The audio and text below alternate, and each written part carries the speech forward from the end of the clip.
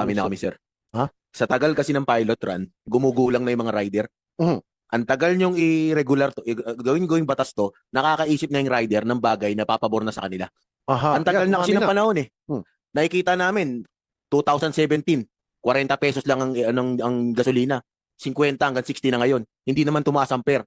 Ngayon, ang mindset ng rider, magulang kayo Mga malalaki na yung kumpanya, di pa kami kikita sa inyo ng libo. Ang ginagawa ng rider, nanggugulang na rin. Gulangan. Total, di nyo naman kami mahuhuli. Mhm. Puro lang kayo pilot study. Dalubhasa na nga ako eh. Sa Okay. tagal ng pilot study, graduate na ako. 4 na taon. Magmamasteral na. Tapos nagtataka ngayon bakit walang booking, ba't naghahabal? Ang tatalino natin sa gobyerno eh. Mas matatalino yung nasa kalsada. Mhm. Kami yung nagsiservisyo eh. Ayaw nyo makinig sa amin, di gagawa kami ng para kumita kami ng mas malaki rin. So, Kung hindi natin po illegal to, ilang taon na? Si Ariel nga eh. Tumanda na rin eh. so sino sinisisi mo dito? Gobyerno na po. Ang tagal na ng pilot study. Ang sabi noon, nung nag-uusap kami, pilot study, 6 months to 1 year. 5 taon na po, masteral na. Mano man lang sana, sir, every now and then, nagbabago ng LTFRB chairman eh.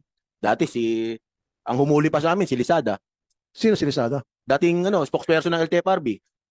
Spokesperson, kasi ang chairman, yung Board member. Ba't kayo hinuli? Kasi illegal daw po kami.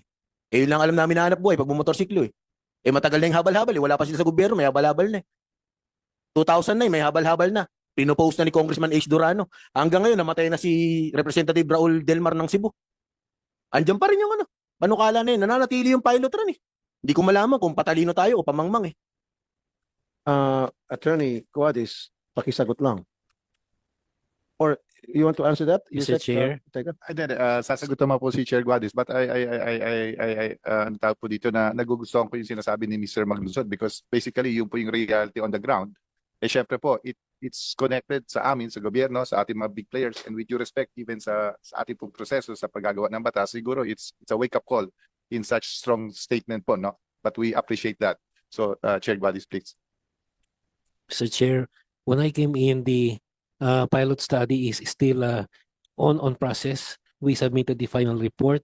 Both houses, Committee on Transportation for both Senate and the lower house. When was it submitted? We submitted the report to your office, I think, about 3 or 4 months ago, then under the chairmanship of Senator Grace Po. The committee report for we will submit now if You submitted to us? yes, of course, Mr. Chair. To me, to my We office, have an because I'm the new available chairman? copy. Yes, Mr. Chair. Okay. The version for the lower house was submitted. In fact, the lower house had already passed the bill on its third and final reading, and then inaangat na po sa Senate for the Okay. disposition of the Senate. So ang bola ko ngayon nito is in the Senate, Mr. Chair. And Okay. if you haven't received one, I can give you one today. I have Okay. a soft copy which I can furnish. Mr. Maglunsod, thank you so very much for raising that issue.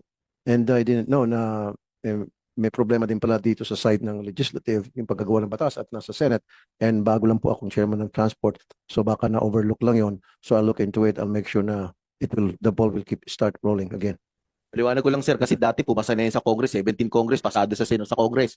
Hindi pumasa sa Senado. 18 Congress, pasado sa Senado. Hindi pumasa sa Congress. 19 Congress, pumasa sa Congress, sa Senado po ngayon, hindi na naman. Kasi sir, yeah. Kada mag-election po, lagi kami nagagamit mga rider. Lagi kami tinutulungan pag tuwing election. Pagtapos ng election, hindi na kami natutulungan. Iwan na naman po kami sa ere. May mga, let me explain to you a little bit on how it works sa pagpapasa ng batas. In fact, ako mismo, nakaramdam niyan. Yung pinasa ko yung Magna Carta for Seafarer. May dadaan kang proseso, first reading, second reading, third reading, and then after that, then ipapasa mo yun sa Malacanang for signature. May mga lobbyist kung tawagin na para harangin yung bill na yun, especially kung may mga apektuhan na ibang sektor. So, magkakaroon ng lobbying. So, ako, fortunately, nalampasan ko yun at naipapasa ko yung Magna Carta for Seafarers. Now, I'm gonna do it again one more time. Titignan ko yung batas na yun once na na-submit sa akin yung sinasabi niya, Tony Guadis, yung report. And then I'll keep the ball rolling again to make sure na yun ay may pasang batas, hopefully.